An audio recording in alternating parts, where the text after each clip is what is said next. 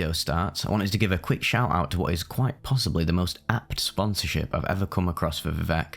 Oftentimes I'll decline, 99.9% of sponsorship deals I come across because I just don't think Raid Shadow Legends is very appropriate for the sort of content on this channel. But I know a lot of you like to fall asleep to these report videos, and that's why I thought these COZYSNUG sleep earbuds from LYTMI really are a match made in heaven for this channel and its viewers. If you're anything like me, you might struggle falling to sleep on your back with conventional earbuds in. I'd always wondered whether there were any designs that facilitated side sleeping without waking up with a perforated eardrum. Not only do these earbuds work wonders for side sleepers, they boast high quality audio, are super lightweight and soft with various different sizes of ear wings to pick and choose from, on top of having 21 hours of charge when using the charging case. So, now you can all quickly and smoothly fall asleep listening to me recount the usual litany of mind-bending, reality-shattering experiences that we all know and love. If you're interested, please check out the link in the description, and don't forget to use the discount code VIVEC for 10% off your order, valid up until the 9th of December. Anyway, we'll crack on with the video now, but be sure to let me know what you thought of the earbuds if you do end up snatching yourself a pair, and thank you to LYTMI for reaching out, I really appreciate it. Turned Inside Out. A Mescaline and LSD trip report by Ivan Nakuvanich. Posted to EARBUDS.org September 28, 2011. About me. In high school, I habitually smoked marijuana, frequently consumed opiates, and tripped a few dozen times on whatever was available, which was usually LSD, mushrooms, or MDMA. Looking back, I buried my grief, self-loathing, and anger with heavy drug use. I used psychedelic drugs as an escape from my feelings, rather than as powerful tools for self-improvement. My attitude has since changed though. At the end of high school, with the aid of my family and some encouragement from the state, I went to treatment, and I remained sober for nearly 4 years.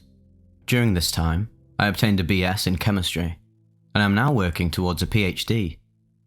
As time progressed, I questioned whether I could responsibly use drugs at all. I started drinking moderately and occasionally using marijuana, LSD, and mescaline. It has now been 2 years since I made the decision to use again, and things do seem to be under control. I only mention this here because I feel it is important to understand the background of a person who is reporting a trip. Preparation. About a year ago, a bottle of methyl 3,4,5-trimethoxybenzoate arrived at my lab. For several months, I pondered how I would, and whether I should, make mescaline from this chemical. Finally, over the summer, I decided to take action. I followed Makepeace Usau's 1951 synthesis of mescaline, but with a few modern improvements. First, it was to form 3,4,5-trimethoxybenzyl chloride from 3,4,5-trimethoxybenzyl alcohol. I used SOCI2 instead of concentrated HCl. My second improvement was to use 18-crown-6 and KCN in DMF in order to form 3,4,5-trimethoxyphenyl acetonitrile from 3,4,5-trimethoxybenzyl chloride, as opposed to Sal's use of KCN in a water-methanol mixture. Both of my modifications increase the yields. Perhaps in the future I will submit my work to the chemistry archives. The end result of my hard work was roughly 5 grams of slightly off-white mescaline hydrochloride, the structure of which was confirmed by proton NMR and IR spectroscopy. The setting. Over the course of the summer, I tripped a half dozen times on mescaline with amounts that varied from 200 to 450 milligrams. In short, I was well acquainted with my new chemical friend by the time I took this trip. In the final week of summer, I went to a concert and I brought with me 2 400 milligram doses of mescaline. My buddy Jay was at the previous night's show, during which he took some LSD. He was camped out with about 30 people, most of whom were complete strangers to me. I don't usually trip at concerts or take multiple drugs at once. Nevertheless, Jay and I each took some LSD and mescaline before the show. Note, only the drugs mentioned in this report were consumed. The trip. At 6 PM, 2 hours before the show, Jay and I each took about 100 micrograms of some liquid LSD that had been well tested throughout the summer by our friends. Here would note, claims of measured microgram dosage for LSD are usually unsupported. Quantitative measurements for LSD are very difficult to do and cannot be done casually. Without further detailed information about how the measurements were derived, it is reasonable to assume that most statements of microgram dosages of LSD on blotter or in microdots are either misinformed or overstated. T plus 20 minutes. I began to notice the effects of the acid. It was nothing more than mild euphoria and an increase in energy. 35 minutes. The trees were gently swirling and waving to me. I could tell that I had taken enough acid to have a mild trip at least. It was then that Jay and I decided to consume some mescaline at 200 milligrams each. 1 hour. As planned, we each consumed another 200 milligrams of mescaline. At this point, I was in an odd place halfway between tripping on acid and coming up on mescaline. I was tense and anxious, but at the same time very much intrigued by the ground and trees. Communication was easy, but I was altogether uninterested in talking. 1.75 hours. We went into the venue to find our places. Jay had a seat in a different area than me, so I sat with another friend, Kay. I was still stuck in limbo between two trips, but the tenseness of the mescaline started to subside. Minor patterns began to flow through the sky, and everything was rippling with rainbows. 2.25 to 3.5 hours. Wow. I mean, wow. The show had begun, and the music was explosive, but it filled me with a peace I've never actually experienced before. I literally sat down in the middle of a crowded venue and meditated. Occasionally, a caring stranger would tap on my shoulder and make sure I was okay, to which I would give a reassuring smile. This period of time was pure bliss. My nerves rippled with energy, and looking out over the crowd, I saw an infinite pattern of rainbows from which dancing aliens would emerge. The closed-eye visuals were too intense to handle or to describe. I was actually quite lucid during this time. When the set ended, Kay and I went to the restroom. 3.5 to 5 hours. Kay and I found some new seats way in the back where I could sit down. He pulled out a bowl and I took one hit. Things really got moving after that. My mind began to unravel. All of existence began to unravel. And everything that ever happened came forth in one moment. It all made perfect sense. If I really tried, I could tell you where I was. My visions were out of control. Everything became part of a galactic conversation taking place in my brain. My life, freedom, individuality, and identity were held in front of a light for the world to examine. I was engaged in full-on telepathy with pretty much everyone around me. A battle was formed, and I was at the middle of it. Half the world despised me, and I was tortured with their persecutory thoughts. The other half, though, supported my right to exist, my right to be an individual, and to explore the universe in my own unique way. My drug use, sexuality, life story, and spirituality were all exposed and hotly debated amongst the crowd. In effect, I was turned inside out. Of course, this was all way too much to handle, but I wouldn't say I was having a bad trip, although I don't want to understate how difficult such a position can actually be. 5 to 6 hours. By now I was thoroughly confused, and had no idea which side of the conversation I was on anymore. I tried to profess this to Kay, but I was truly unable to communicate in words what was actually occurring. Moreover, the whole exercise seemed pointless, as I already believed I was telepathically communicating with him and everything else in the whole universe. To me, the entire universe was in a state of metamorphosis. Its true nature was beginning to unfold. Everything began to slam together into one cosmic entity whose synthesis had been perfectly calculated eons ago. I had discovered the formula that began this change. I was the catalyst. The phrase, solving the world upside down, continually passed through my brain. To be honest, my thoughts really made no sense. Words and phrases were jumbled and took on new symbolic meanings. I desperately wanted someone to tell me what to do, how to change my life, to be a better person, and to find God. Was I God? Are we all God? Is this new cosmic entity God? I told Kay I had to go and I took off running. In the moment, I assumed he understood what I was talking about, but I found out later that he was actually quite worried. I ran through the crowds. When I arrived at the gates, I actually panicked. What to do? What to do? I passed the first gate and found myself stuck between the security at the first gate and the guy collecting trash a few hundred feet away. I paced back and forth for a while, then bolted past the trash collector. I spent the remainder of the concert wandering the parking lot trying to find someone to help me. I talked to several groups of people, who were all very kind, and tried to figure out what it was that I needed help with. One young woman tried dancing with me and kept asking me if I could smile for her. Another group of people told me that I should be a good person, respect others, and find brotherhood. Despite all this, the cosmic struggles continued, despite everyone's best effort to help. 6 hours. Jay and Kay found me after the show wandering the parking lot. They asked me where I'd been.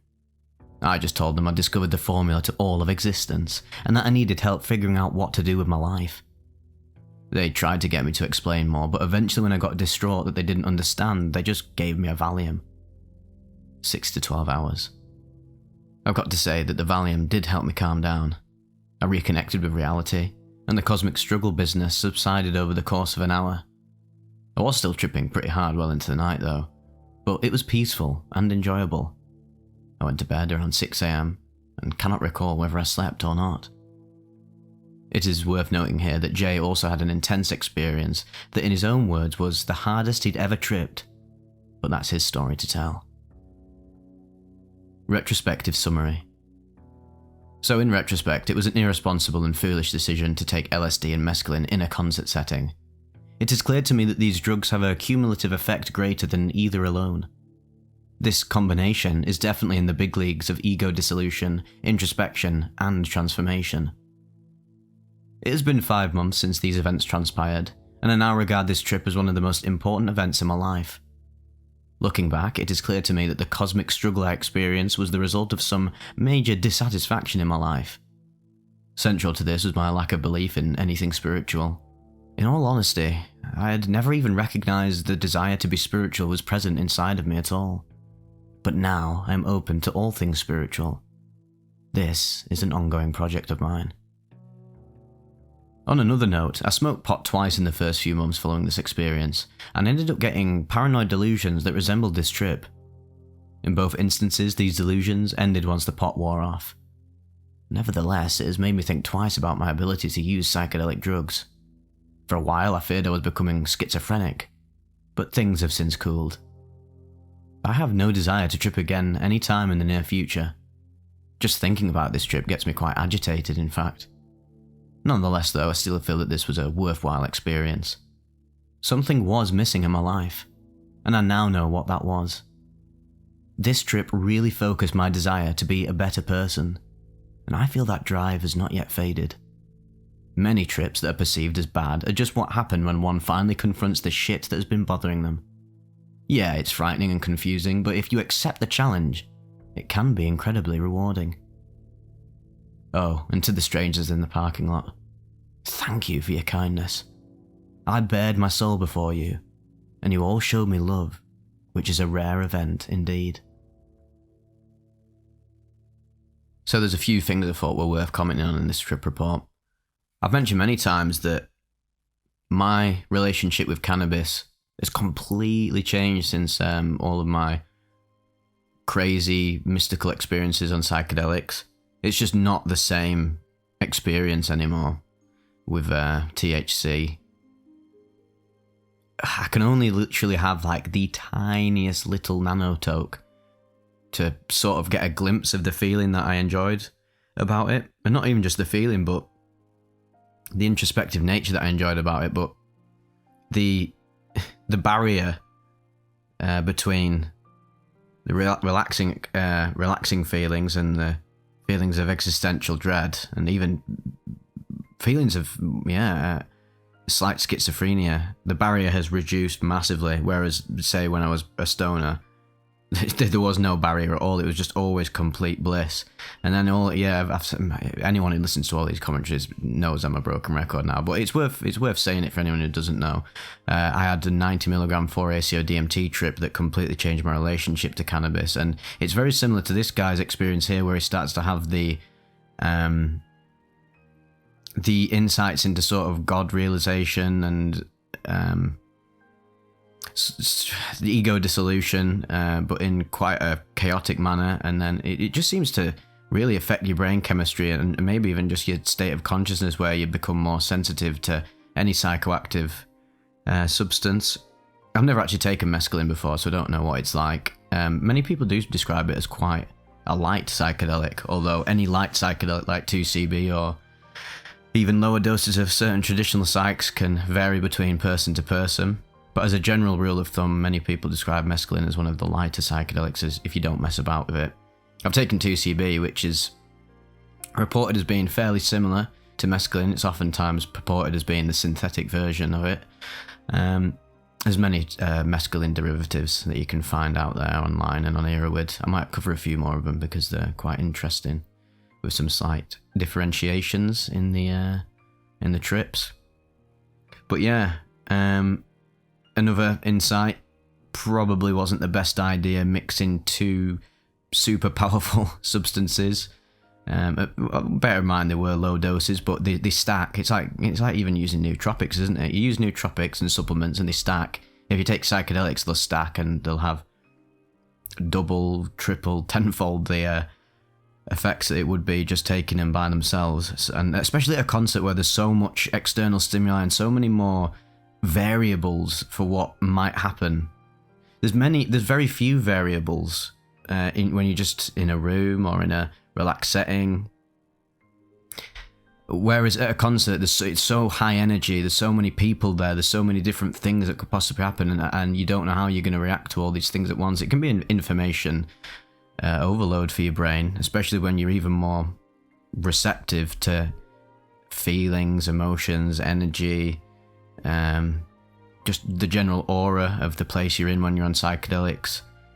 Yeah, so, but I really think the final nail in the coffin for his trip going south, but in a sense, obviously he did come around from this in the end and had the retrospective feeling where it was like, okay, yeah, I know it might have been a bad trip, quote unquote, on paper, but it sort of spurred on his spiritual pursuits. So in a sense, yeah, saying that, yeah, he had the cannabis, didn't he, halfway through, which is funny because at the beginning of the trip he said only the drugs mentioned in this report were consumed. Oh wait, to be fair, that's stupid. Yeah, I can't believe I just said that. Yeah, he did list the cannabis and diazepam at the top. I thought he'd forgotten. But yeah, him having the bowl, the hit of that bowl, took his trip on a complete different trajectory than what it would have been if he'd just had the LSD and mescaline. But he may have perhaps even just had a textbook enjoyable experience if he'd just stuck with them two. But anybody knows who does psychedelics that smoking weed, especially on the peak or at any point during it, can warp and twist the experience in a profoundly positive or a profoundly negative way or a profoundly bizarre way. It really is like playing psychedelic Russian roulette. Maybe you'll get the thrill of not having your head blown off or experience the immense suffering that comes with having a bullet in your brain. So yeah, but it's interesting in the meta sense of this guy's experience that the twist that he pulled out on himself for having a bit of weed, the plot twist of the trip, that obviously took him down a seriously schizophrenic rabbit hole, was in the end the makings of him, because when he's reflected on this, I'm sure he's seen that point as being the moment where everything changed. And I'm pretty sure that, yeah, of course, now he might not be able to use cannabis like how he used to. In the greater sense, it's probably stopped him from abusing the substance, because that's for me, that's where I relate to that massively, because yeah, I can't enjoy cannabis like I did anymore, but it also means I can never get addicted to it ever again. I'll never be a daily stoner ever again, and that was one of the worst things about my life, was the daily use of cannabis all the time, self-medicating with it. From the minute you wake up, it's literally just like the only thing that drives you to get out of bed, and yeah, it gets you out of bed, but what sort of fucking life is that when your whole anchor to existence is this external dopamine source? Because that's really what it was doing. It was just filling the lack of dopamine in my brain, and funnily enough, it was probably the reason I lost my dopamine levels in the first place and fried the receptors. Oh, it's a tough life being neurodivergent, isn't it? Many of you can probably relate to that. And I relate to anybody and empathise with them who need cannabis to anchor them to existence. It's totally understandable. But unfortunately, like many things that you abuse, karma comes back and bites you in the arse later down the line. Especially in terms of finances as well. The worst one for me is finances. I don't even want to know how many thousands of pounds I wasted on cannabis. In some sense it wasn't wasted because I had some great times of it. But for the most part, 70% of it was a waste. But that's just life, isn't it? These things happen and you learn from them, and there's no point beating yourself up about it because you'll just end up making things worse. The worst thing you can do is turn things into a victim mentality complex. You've just got to take it on your chin. Just get on with it and bite the bullet, and soon you'll see that period of confusion and chaos and imbalance as the makings of your better self, or at least that's how I like to see it. I think that's the healthiest way. Anyway, I hope you enjoyed this. What would you like to see me cover next? I think probably gonna do some dissociative reports soon because not really featured them in quite a bit. But anyway, rambling, and I'll see you on the other side, Money Penny.